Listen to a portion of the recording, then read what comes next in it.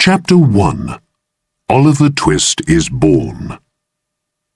Oliver Twist was born in a workhouse, and for a long time after his birth there was considerable doubt whether the child would live.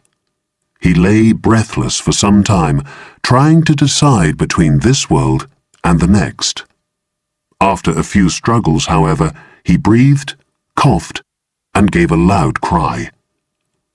The pale face of a young woman was raised weakly from the bed, and in a faint voice she said, "Let me see the child and die."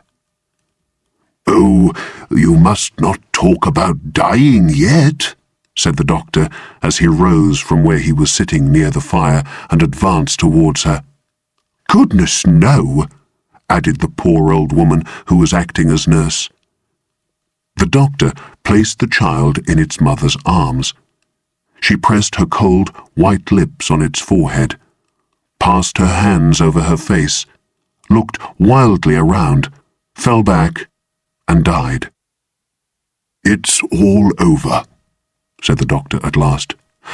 "Ah, poor dear, so it is," said the old nurse. "She was a good-looking girl, too," added the doctor. "Where did she come from?" "She was brought here last night," replied the old woman. "She was found lying in the street. She had walked some distance, for her shoes were torn to pieces, but where she came from, or where she was going, nobody knows." "The old story," said the doctor, shaking his head as he raised the dead woman's left hand. "No wedding ring, I see. Good night." While the nurse dressed him, Oliver cried loudly. If he had known, though, what the future held for him, the motherless child would have cried even louder.